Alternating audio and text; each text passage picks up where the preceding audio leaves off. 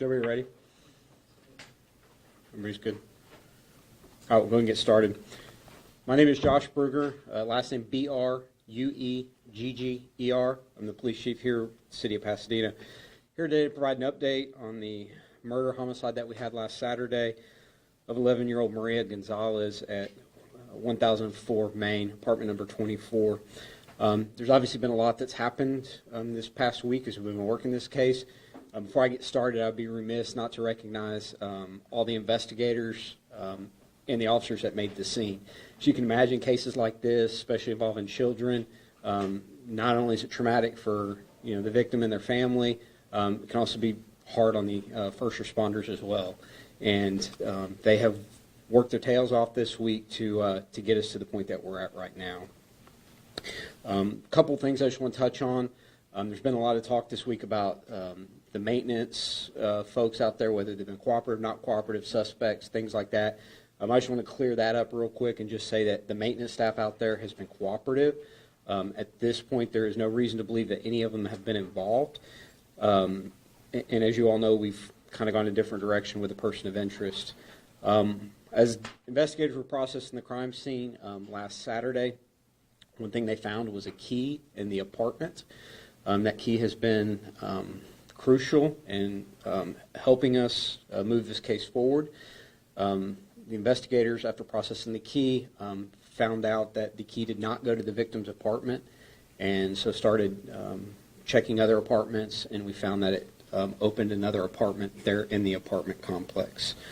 As the first responders made the scene on Saturday, and the investigators followed them up, and they began interviewing neighbors in the apartment complex, other witnesses, and as part of that was the interview here of the person of interest. And this image that we're releasing today is a still image from our department's body camera system. So that's what he looked like Saturday when investigators contacted him. So that is a recent photo and what he looked like when they contacted him. It's been a struggle this week. Any investigation we try to limit what we release to an extent, but also keep the public informed because we want to hold some stuff back for investigative reasons. As it happens every time, beyond our control, information gets released that we don't release, and so that's why I want to try to clear up anything that's out there. The victim was found in a trash bag in a clothes hamper under the bed. We had initially held that back, but that got out outside the organization, and so I just want to confirm that that is accurate. She was. We have turned over quite a bit of evidence to the Institute of Forensic Sciences in Harris County, which processes all the DNA evidence, and so they've got that. I will say we have a DNA sample from our person of interest on Saturday when investigators were out there as part of the investigation, so we do have something to compare to. So at this point, we're waiting on DNA to come back. No arrests have been made. This 18-year-old Juan Carlos Garcia Rodriguez is a person of interest. He was living there in the apartment complex. He was last seen in the apartment complex at 4 p.m. Monday. His whereabouts are not known. We've been asked several times over the last 24 hours if we had concerns that he was fleeing to Mexico. I don't have any information that he is fleeing to Mexico. He is Guatemalan, so his whereabouts are unknown. That's what we're asking for the public's help. I think there's, a chance somebody knows where he's at, and if they do, we're asking that they reach out to us, either the department or Crime Stoppers, which is offering a reward for information that leads to his arrest. And I'm going to let Andy Kahn, Crime Stoppers, come up here in a few minutes and talk. But our investigators, armed with new information, would like to talk to him again to try to get more information. And that's where we're at right now, and I will take any questions that you might have. So the key, did it go to the apartment that he was staying in? Correct, it did. Yes. What can you tell us about investigators' conversations with him a few days ago? He didn't have a lot of information, just that, he lived in the complex, was familiar, but nothing really at the time, nothing that, stood out at the time. Investigators went back out there a couple days later to talk to some other people that also live in that apartment. I say evasive with investigators. Didn't necessarily pay attention to the investigators when they were out there and they were talking to the other roommates. That's what I can tell you about. How many other roommates? There's 2 other roommates. Were they family members, or who was he living with? He did not. He'd only been there 3 or 4 weeks. Try to keep it, easy for you. They're all from Guatemala, and so it was a connection of, hey, I got a friend that needs somewhere to stay, and so he was living with these folks for 3 to 4 weeks. They didn't really know him that well because, again, it was somebody asking if he could stay with them, and so, they worked during the daytime, kind of went their own ways and did their own thing. You guys have a DNA sample of him? We do. Did he have any kind of vehicle, or? Not to our knowledge, he doesn't. At this point, everything we know, he's been picked up and taken places by people, so somebody knows where he's at.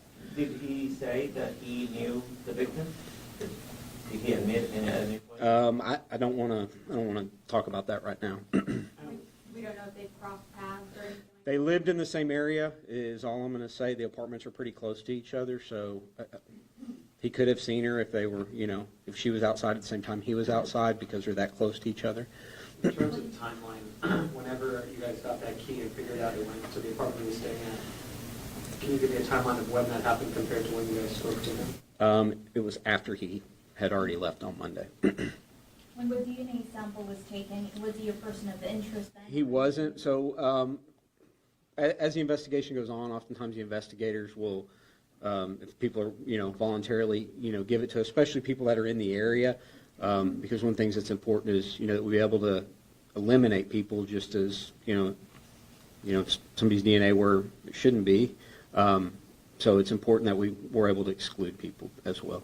I'm sorry, can you just clarify on that timeline? When did you figure out the key went to that apartment? It was after he left on, it's been the last couple days. Do you know approximately what day? I don't know, no. I just know it was after he left on Monday.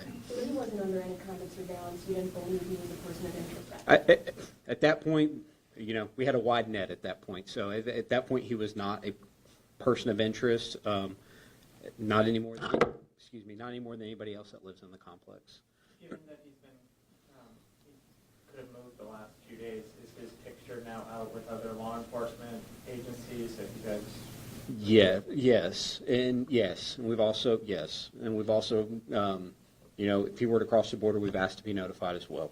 So Was his DNA found on the key? they have not processed that yet. But, and I have to ask about Uh-huh. the key. When you found the key, how long did it take you to go try it out? It was a couple days later, just as part of processing the evidence. I can't tell you exactly when, but as part of processing the evidence, I'm not sure exactly when that was done. Would that mean that every single door was tested or just a particular? We didn't have to get very far, I'll just say that. What kind of a criminal history does he have? As far as we know in the United States, he does not have a criminal history. Would you consider him dangerous? Absolutely. How long has he been in the U.S. for, and where else has he lived? He's from Guatemala. I know that Customs and Border Protection encountered him back in January out in the El Paso area. Is the last that I know of. I don't know of any other contacts that they might have had with him, but that's the last one that I know of. Did he come straight to Texas? Do you know? I don't know his route here. I just know that back in January he was apprehended by CBP. You know the father of him and the father of the... No, they don't. To my knowledge, they do not know each other. You describe him as dangerous, but he's described also as a person of interest at this point, not a suspect. Right. What's keeping you from using that other word? A little bit more evidence. I tell you, we're pretty close, but not quite there yet. Because if he was a suspect, we'd be at the DA's office getting a warrant. So. Why is he considered a person of interest based on the evidence that's present? Without going into too much of the evidence, the key is really one of the key pieces, plus some of the other witness statements that we have as far as his location and his whereabouts. The other 2 roommates still have their keys. They tried to get the key back from him when he left, and he said No, I'm going to hang on to it. He didn't have the key. There was the key to that apartment in the victim's apartment. So he told his roommates he was leaving town? My understanding, he just said, I'm leaving, going to do work somewhere else. As a person of interest, can he be arrested? He cannot, for this offense, he cannot be arrested because there's no warrant for him. But we really want to talk to him. So you're waiting for the DNA? That's correct. Come back. Potentially or other evidence. I mean, there's still witnesses we're working through talking to try. We're obviously trying to move as fast as we can, but also there's a legal process that we got to follow, and so we may get there, may get to a probable cause level before DNA. It's just going to depend on tracking down some more witnesses and trying to confirm some more information. So you waited a couple days to go public with this. The day that you did was the day after you skipped town. Was that sort of the catalyst? No, the catalyst was her autopsy wasn't done until Monday. And so once we had that information to know more of what happened and to be able to be informed when I come, give information, that's why we released it on Tuesday. So he was one of how many people that were interviewed on Saturday? There's a bunch. You got family members, you've got, family members, you got other neighbors, and so, there's at least 10 people that were interviewed as part of it.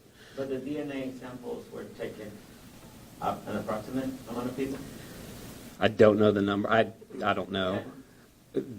To my knowledge, everybody that we've talked to so far has been cooperative, so I'm going to say somewhere in that, yes. His roommates have been cooperating? His roommates have been very cooperative, yes. Is he here legally in the United States? I believe he is not here legally. And he might have been here 3 to 4 months in Houston, not in the United States, am I right? My understanding is he was in Pasadena for about 3 to 4 weeks before he left on this week. Before that, he was in Louisiana. My understanding, when he was released by immigration, he was released to some sponsors in Louisiana, and when he was there, they're the ones who reached out to some connection that they had here about him coming here for work and needing a place to stay.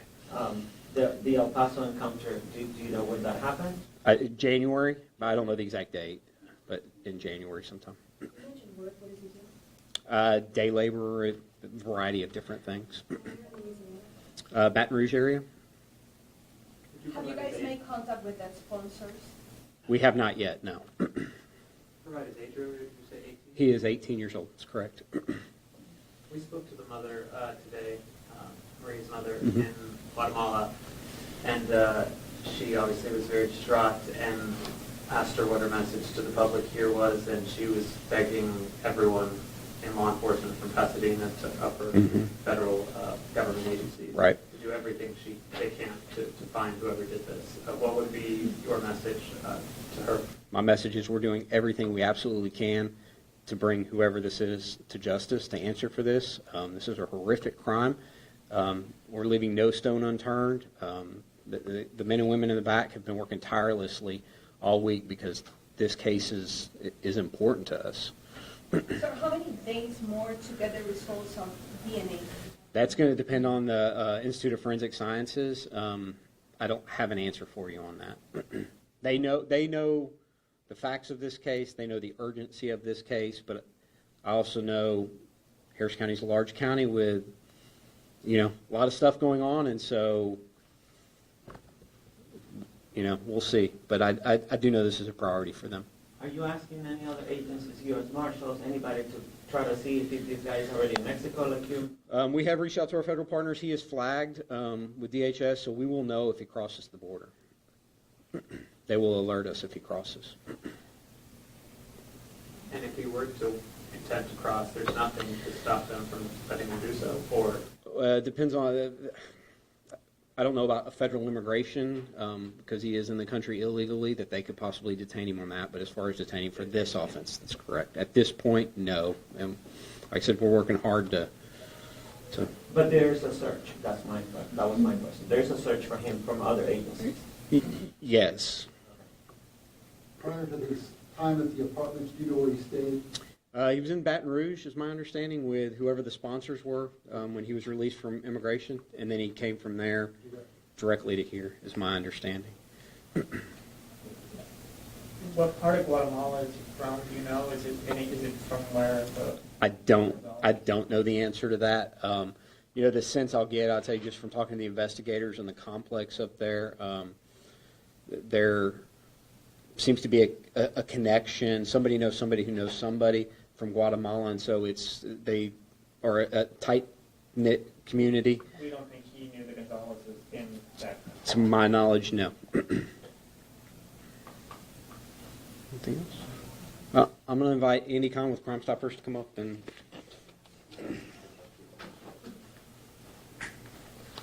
Thank you. I'm also going to ask April Aguirre, who's been doing incredible work volunteering for us as well. My name's Andy Kahn. I'm the Director of Victim Services for Crime Stoppers of Houston. And first and foremost, on behalf of Crime Stoppers, our hearts and prayers and thoughts go out to Maria's family. I've been doing this a long time, over 3 decades, and there's certain cases that do stand out. And anytime a young girl, an 11-year-old girl, is sexually assaulted and then murdered, it kind of brings back a lot of bad memories of other cases as well. Right now, Crime Stoppers is offering an up to a $5,000 reward for any information leading up to the arrest of the suspect responsible for the absolutely cold-blooded, horrific murder of 11-year-old Maria Gonzalez. We are asking the public to step up to the plate and do the right thing. Crime Stoppers is anonymous, and I do want to stress that. Anybody who reaches out and contacts us and provides information leading up to the arrest and identification of the suspect responsible is anonymous. We do not care about your immigration status, your residency. No one is going to ask any questions, nor are they going to know your identification. You can contact us at 713-222-TIPS. You can submit a tip online, www.crime-stoppers.org. And even better, we have a mobile app available in over 20 languages. As a board member of the Houston chapter of Parents of Murdered Children and Surviving Family Members of Homicide, and have been working with homicide survivors now for over 30 years, I can unequivocally tell you that grief is intensified when justice is lacking. And sadly, right now, justice is lacking for Maria and her family. And we know somebody out there knows who committed this incredibly horrific, evil, heinous murder. And it's time for you to clear your conscience and get in touch with us, and you may be eligible for an up to a $5,000 reward. And I'm going to ask April to come up here and do the Spanish version for me. Buenas tardes. Hoy día estamos aquí unidos por un crimen horrible que pasó aquí en nuestra ciudad. Estamos representando a Crime Stoppers y nosotros encargamos de apoyar a las familias de víctimas y aquí estaremos. Si ustedes tienen miedo de llamar a la policía, llamen a Crime Stoppers. Nosotros ni la policía nos importa su estatus migratorio. No tengan miedo. Llámenos. Por más pequeño que sea el detalle, esta persona, por causas legales, ahorita no es un sospechoso, pero es una persona de interés. Le estamos rogando y suplicando al público que por favor, si algo saben, por más pequeño que sea, llámenos 713-222-TIPS. Nuestros corazones y nuestras mentes están con la familia de González. Es importante que también el público sepa que el señor, el papá, no es sospechoso. Es tiempo que nuestra comunidad se una y lo apoye. Hoy a las 7 de la tarde Vamos a unirnos en los apartamentos donde pasó y vamos a orar por su hija y enseñarle apoyo. También vamos a estar pasando esta información a todas las personas que viven ahí. Por si alguien no quiere hablar con nosotros por miedo, por favor llamen el número y toda la información está en inglés y en español. Muchas gracias, espero verlos hoy a las 7. Un mensaje de la familia. Estamos muy agradecidos con Pasadena Police, los investigadores y también con Crime Stoppers. Aunque la familia está aquí en el edificio, no están preparados para hablar, porque es bien difícil lo que ellos están procesando. Les agradecemos a todos los miembros de la comunidad y la media. Gracias por apoyarnos. I will give a message from the family in English now. We are very thankful to Pasadena Police Department, all of the investigators, and everybody that has put in work, including Crime Stoppers. We are grateful that everybody has cooperated to find us justice. Today at 7 p.m., we're going to be having a vigil at the apartment complex where this happened at 1004 Main Street, Pasadena, Texas, 77506. We are grateful for the community, and unfortunately, we do not have the strength to be up here and speak today, so I'm speaking on their behalf. Thank you so much. Any questions? I have one, and sorry about that, listen, but for either of you guys, do you know, I know that this person of interest crossed illegally into the U.S. Around January. He was due for some sort of court date at some point, but he was given a sponsor, I believe, that lives in Louisiana. Do you know what kind of criminal background check was given by the federal government on this person of interest when he got into the U.S.? I don't know the answer to that. You'd have to ask probably Customs and Border Protection on that. Does he have a criminal history in Guatemala? Not that I know of yet, but getting information from the Guatemalan government has been a little bit of a challenge that we've been trying to work through.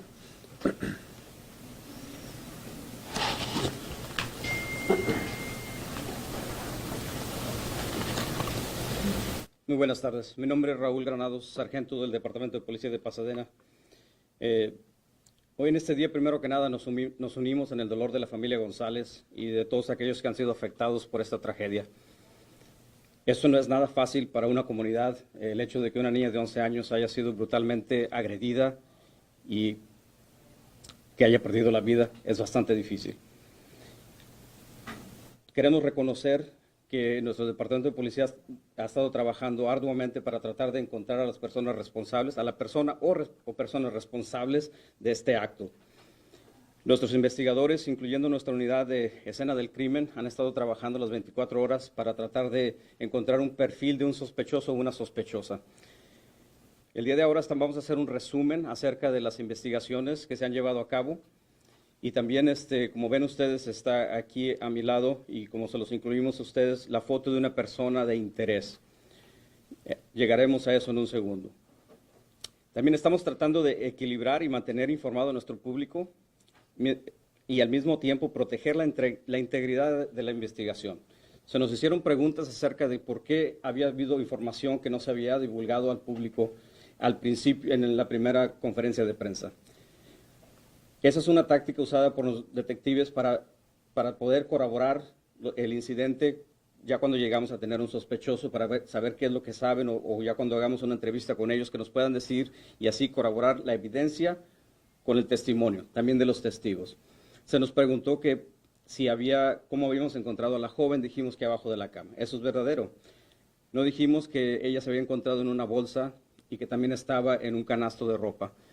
Primero que nada, eso es bastante gráfico y decidimos guardarlo hasta que tuviéramos que usarlo.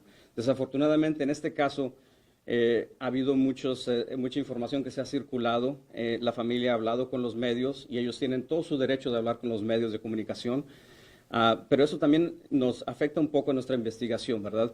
Entonces, esa información preferimos guardarla hasta que ya salió, ¿verdad? Y ahora que ya salió, vamos a decir, sí, efectivamente, ella se encontró en una bolsa, abajo de la cama, en un canasto de ropa. También se nos preguntó que si se había encontrado una llave adentro del apartamento y que a dónde iba esta llave. Sí encontramos una llave, esa llave fue procesada, nos dimos cuenta que esta llave no abre el apartamento de la víctima y entonces el siguiente proceso fue tratar de buscar a qué apartamento iba esta llave. Nos dimos cuenta a qué apartamento iba, obviamente. Eso ha sido instrumental en traer aquí ahora a la persona que es nuestra persona de interés, ¿verdad? Eso más la evidencia. La foto esta fue obtenida por la cámara de video de uno de los oficiales mientras se le hacía una entrevista preliminar adentro del apartamento.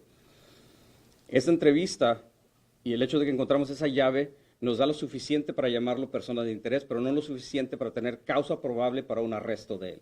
Lo que queremos es hablar con él una vez más y así tratar de corroborar la historia que él nos dio con la evidencia y llegar a la causa probable para hacer un arresto y hacer un cargo ante la Fiscalía.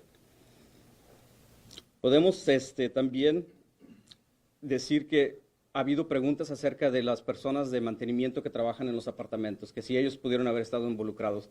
Hasta este momento no tenemos evidencia directa diciendo que ellos han sido involucrados y aparte de eso, ellos han cooperado con la investigación al 100%, viniendo aquí voluntariamente a darnos su versión del incidente y dándonos la más información que ellos nos han podido dar.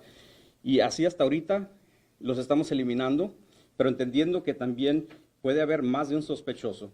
O sea, sé que vamos a seguir trabajando, vamos a voltear todas las piedras para llegar al fondo de esto y sabiendo que puede haber más de una persona involucrada. Y nuestro propósito es de traer a todas las personas que fueron involucradas y que tuvieron algo que ver con el asesinato de esta joven. Como se dice, no se ha realizado un arresto en este momento, sin embargo, se ha identificado a la persona Juan Carlos García Rodríguez, de 18 años. A los 17 años de edad, en enero, él pasó y fue detenido en El Paso, Texas. Después de haber sido detenido en El Paso, Texas, él fue puesto en libertad condicional y se fue entregado a una familia para que él después fuera a corte y siguiera su proceso legal en este país. Esa familia vive en Luisiana. Parte de nuestra investigación va a ser contactarlos a ellos también y a ver si podemos dar con él para hacer esa entrevista. No tenemos evidencia de que él haya cometido otro crimen aquí, pero también ha estado aquí poco tiempo. Entonces, nuestros investigadores van a estar en contacto con el gobierno de Guatemala. Esperemos tengamos información acerca de si ha sido arrestado o si tiene algún récord criminal en su país, pero eso puede ser un proceso largo también. Y les pedimos paciencia, por favor. Estamos también pidiéndole a todo al público que si tienen información, que vengan adelante. Como lo dijo Abril, como lo dijo nuestro jefe de policía, nadie de aquí se le va a hacer preguntas acerca de su estado migratorio. No nos importa. Queremos encontrar a la persona responsable, así es que no teman al llamar a la policía de Pasadena para decirnos y darnos información acerca de esta persona de interés o si vieron o supieron de algo que sucedió. Muchas veces nuestra gente emigrante desafortunadamente pueda tener una desconfianza.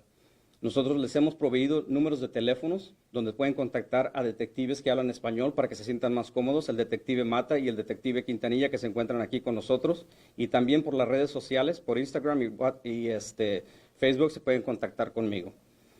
Yo soy el sargento Granados, una vez más. Crime Stoppers, como dijo, vinieron aquí, están siendo parte de la ayuda a buscarlo. Como dijimos, no es aún sospechoso, pero si dan información y esa información nos lleva a la persona responsable y esa persona responsable es traída ante un tribunal y encontrada culpable, se pueden dar una recompensa de hasta $5,000. Ahora, en este momento, si alguien tiene una pregunta, adelante. Queríamos saber, se nos decía en español, ¿cuántas personas aproximadamente, sin decirnos un número exacto, fueron entrevistadas y cooperaron con la investigación? Como dijo nuestro jefe de policía, fueron alrededor de como 10 personas con las cuales hablamos. Todas las personas con las que hablamos, incluyendo a esta persona de interés, nos dieron una muestra de ADN y esa muestra de ADN está en el Instituto de Ciencias Forensicas del Condado de Harris. Estamos esperando los resultados. ¿Qué fue lo que les dijo él durante la entrevista que tuvieron? No tengo una copia de la entrevista aquí enfrente de mí.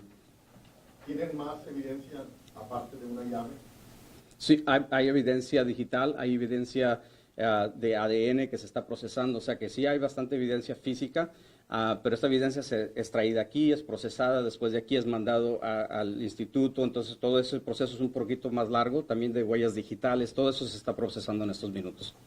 ¿Nos puede hablar sobre el momento cuando ustedes identifican que la llave es la del departamento de él? ¿Fue puerta por puerta o ya había causa para creer que podría ser ese departamento? Con la información que teníamos acerca de este joven y al hablar con las personas que han vivido en ese apartamento y que vivían con él, fuimos a calar la llave ahí y inmediatamente nos dimos cuenta que ahí funcionaba.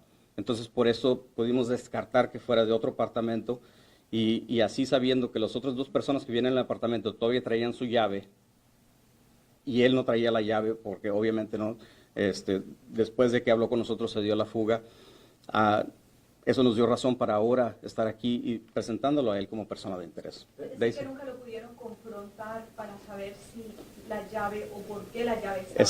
Exactamente, él se dio a la fuga después y en ese momento eran investigaciones preliminares donde se le hacen preguntas básicas, ¿verdad? Queremos saber dónde estabas, qué estabas haciendo y qué vistes. Nos das una prueba de tu ADN y al adquirir eso, como cualquier otra persona, no teníamos nada más para detenerlo, a él y a nadie más, y entonces así tuvimos que regresar a la estación a procesar más evidencia. ¿Por qué es considerado una persona de interés y no se le llama un sospechoso? Sospechoso. La diferencia es causa probable. Tenemos que tener cierta evidencia que nos diga que llegue hasta a un límite donde diga la fiscalía ya tienes suficiente para una orden de arresto. Ahorita no estamos ahí, pero estamos cerca. Entonces, por eso es persona de interés.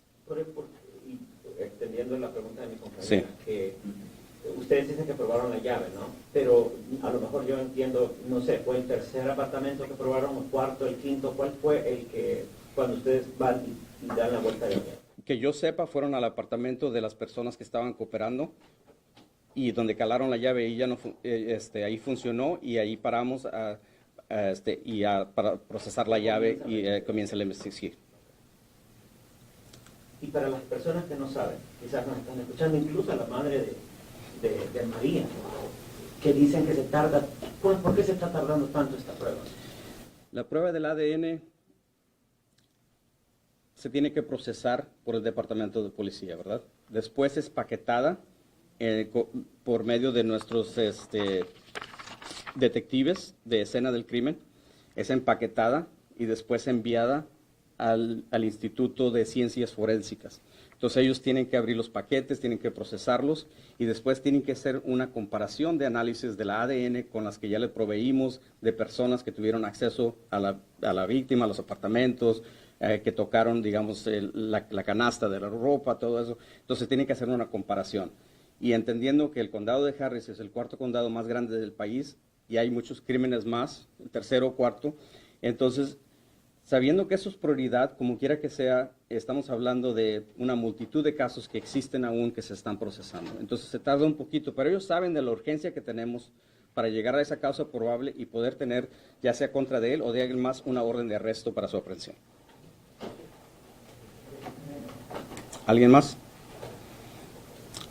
Okay, that'll conclude the press conference today. We want to thank everybody for being out here and like I said, the family wishes to have a little bit of privacy at this time, so thank you very much.